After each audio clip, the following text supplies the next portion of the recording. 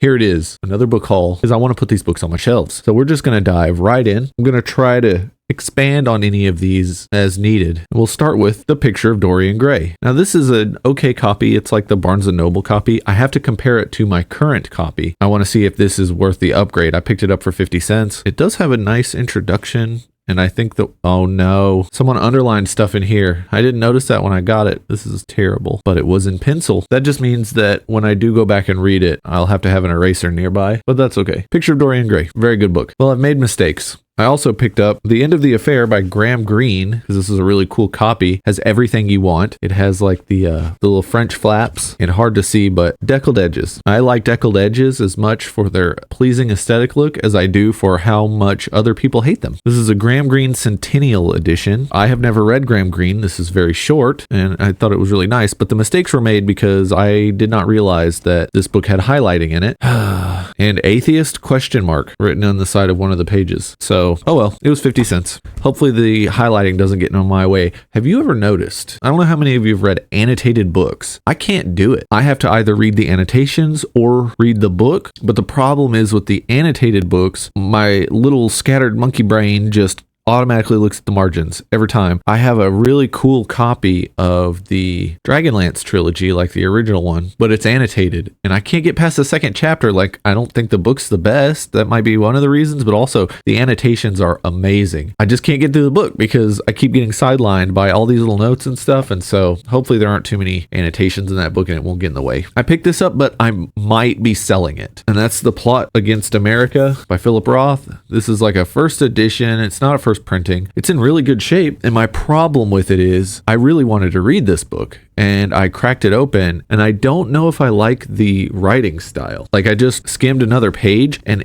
some of it reads like just run-on sentences that are just way too blah, blah, blah. And I went to the hospital and we went to see what's his face. And then my father went out to go get the car while we had a conversation with, and that is a sentence. You know, I avoided adding like the actual context to it, but the sentence is written that way and I don't like that at all. So maybe it will be something I have to do on audio. I've noticed some things that bother me when they're written don't in audio. If I get into the book, I'm gonna keep it. If not, I'm gonna sell it because it was in great shape. Picked it up for next to nothing. Speaking of picking something up for next to nothing, I don't know who a Hammond Innes is and I don't know why this is the Doomed Oasis, but the art is very cool and it looks like it's just a adventure book from, I think, the 1960s. Yeah, it was published in 1960. This is a book club edition, but it looks really cool. The amazing thing is it came with these little like ads for more books, and it has an excerpt, and it came with another one. The Bulletin presents the June 1961 selections. 3 romantic novels of Cornwall by Daphne du Maurier. I own that. I have that on the shelf right up here. Walk Like a Man by Donald Honig. So that's cool. Little excerpts of the Book of the Month Club. So these have been sitting in this book since 1961. That's pretty cool. They kind of smell like it. Smell like an old newspaper. The Doomed Oasis. This is a story of a quiet Welsh solicitor who goes to the Middle East on business and finds himself plunged into the violence and intrigue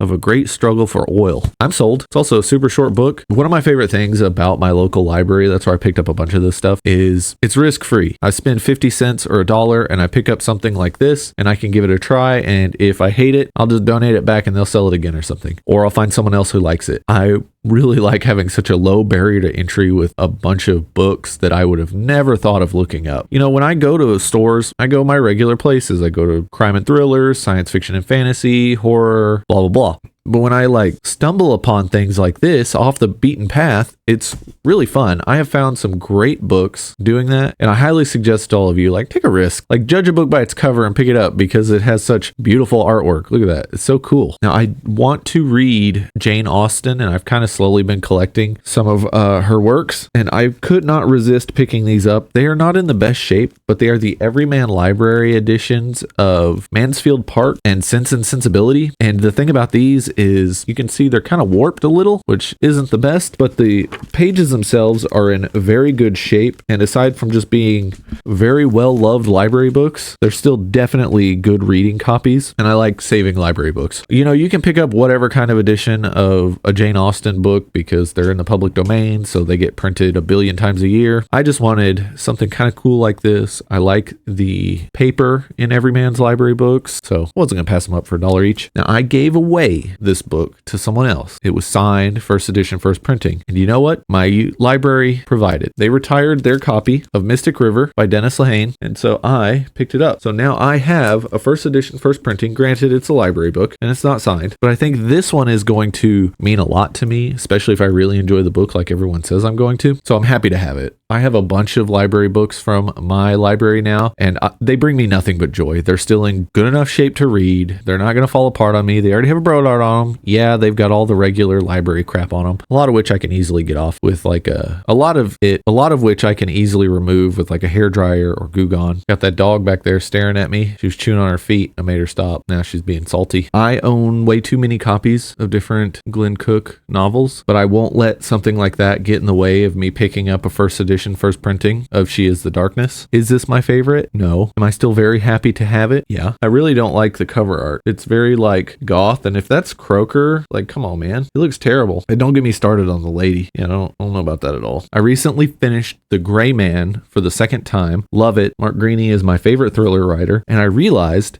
that I have his last 7 or 8 Gray Man novels in first edition, first printing hardcovers. And I know that the early novels were never printed in hardcover, which I would love for that to be fixed so that I can have copies. I doubt it'll ever happen. While I was out and about, I found a good copy of On Target, which is book 2. I wanted to start reading it in paper and then, transition to audio once I got tired of reading it. I didn't have one, and I was like, what the heck? How do I not have this? And I realized I'm missing 5 or 6 of them, probably 5 now. So I'm really glad I picked up this. All of the paperbacks are different sizes. It's so weird. You know those airplane books that were like too tall and narrow? I like them because the pages are super floppy and it's like the best way to read like a mass market paperback. And then you have like this in-between one from Berkeley where the pages are super floppy. It's really easy to read, but it's also just a little wider and a little taller than a normal mass market paperback, but it's not quite the size of a trade paperback. And I'm just like, what are you doing? I don't know what they're doing, but I needed a copy, so I picked it up. I might be rereading The Gray Man slowly, but I think I'm going to do it because I love the books. The way he writes action scenes, the way he writes the world. Maybe I'll skip around, but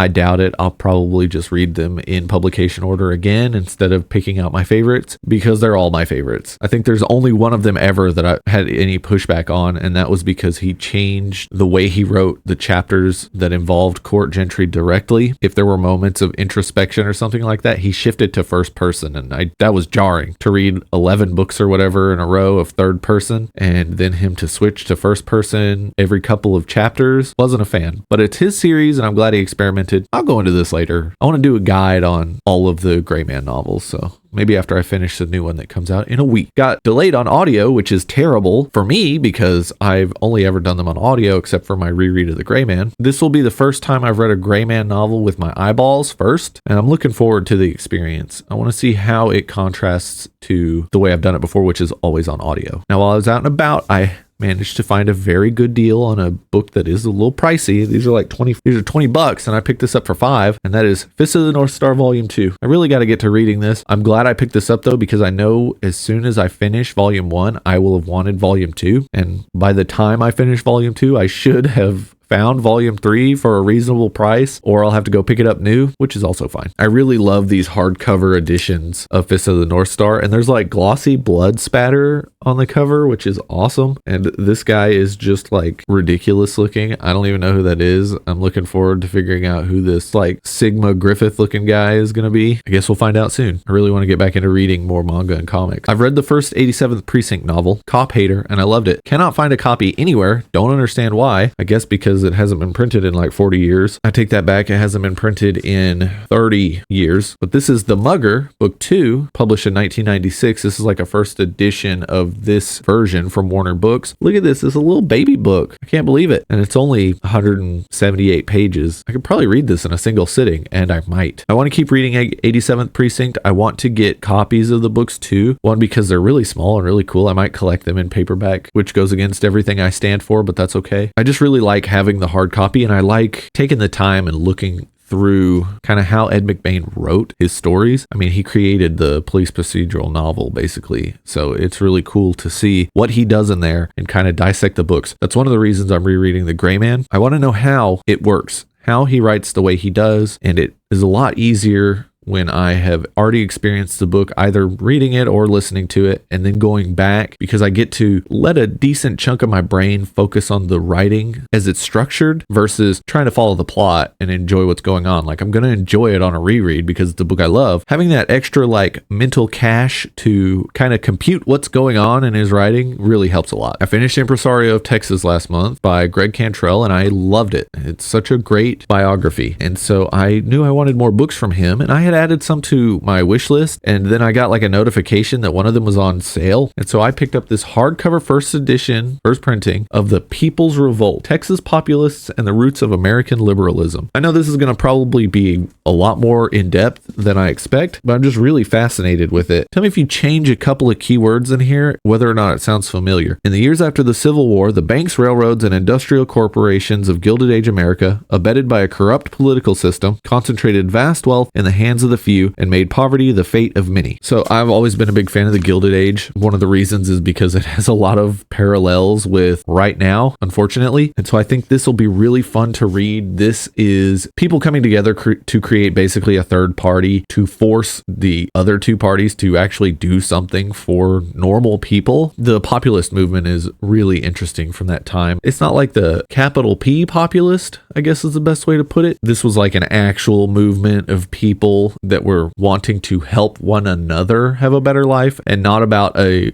person grabbing onto that idea in order to propel themselves to power. I think it's going to be a really interesting read. I'm not sure when I'm going to get to it. I think I want to read a couple more Texas history books before I get to it. And another book I want to read before I get to it, speaking of Gilded Age, is Streetcar Suburbs, The Process of Growth in Boston, 1870 to 1900. I will be like the only person that reads this in the year 2025, because who else is going to read about the development of the suburbs of Boston 150 years ago? Now, the cool thing about this is one of the reasons the suburbs managed to expand is, oh, you guessed it, mass transit. The streetcars opened up the suburbs to what was the middle class at the time. There wasn't technically a middle class, but you know what I'm talking about. And they got to work in the city, but not live in an apartment. It's really interesting. It talks about how those communities came together and just how Boston grew from being like a merchant town to the modern divided metropolis that it is today. It's really cool. It's not very long. One of the interesting things about books like this, these are like usually only read by people in graduate school. There's a lot of graphs that I don't care about. The bibliography at the end is huge. And so the book is really only about 110 pages or something. And so I'm going to get a lot out of this and not worry about the baggage that usually comes from reading this when you're trying to get a degree in history or something. I'm just going to have fun with it and move on. Now, last but most certainly not least, as far as I know, the books might be terrible, are Araminta Station by Jack Vance. I love Jack Vance's writing, so I have been prioritizing picking up anything from him that I see. This might just be a single novel. It is a single novel. Okay. I don't know anything about this. If any of you have read this, let me know. Araminta Station. It's supposed to be the first book in a series, and I'm not sure when Jack Vance wrote it, but I will say I have enjoyed everything I've read from him. It hasn't been a lot, so maybe this is a stinker, and it's a rather large book, so hopefully it's not a big old stinker. You never know, but I want to always err on the side of buying Vance books. Speaking of always erring on the side of buying stuff, I got a little advice for you. If you see a Vorkosigan hardcover, buy it. Some of the later ones, maybe not as much, but I have a copy of Cordelia's Honor up there. I wanted to look for another one to help someone out. They're $40. I paid $8 for that thing. And so if you see them anywhere, like pick one up. The Cordelia's Honor is really cool because it has Shards of Honor and Barriar, which are the first two books you should probably be reading in chronological order. Like Falling Free is technically before that, but it doesn't involve any of the characters that are in the Vorkosigan series, really. So maybe read that later, like I'm going to do. Keep an eye out for those, but don't buy them from where I buy books. Those are mine. I just haven't paid for them yet. If you've got any book buying secrets, let me know in the comments. I have kind of cut back on what I've been buying lately. More so, I've been very picky. Normally, I'd just kind of grab anything and everything that piques my interest, but I'm really trying to limit the books I'm bringing into my house. And the only way I'm really bringing stuff in is if I'm sending stuff out. I sold almost twice as many books as I have here. So, you know, it's been a net loss in books in my house, which is for the best. I have room for my new stuff on the shelves, but barely. And I've got 6 more books sitting over there that I'm going to donate or sell. So I think I'm doing okay. I'm trying to get this like equilibrium so that my house isn't just full of books and then I have crap piled around the piles of books. Nobody wants that. If it doesn't fit on a shelf, I shouldn't be buying it. Plus, I'm addicted to my e-reader now. Plus, I've been having such a great time using an e-reader that I am trying to limit my book purchasing to books that I'm very interested in, I can't get an ebook version of, or things that mean a lot to me. Now, some of these I could probably get as ebooks, but others, there's no way. You think they're going to have the Doomed Oasis on ebook? Yeah, I could read like Jane Austen and stuff, but I like the Everyman's Library books. They're cool. This was a book haul. I don't know what else to say. Thanks for watching. And with that, I'll see you next time.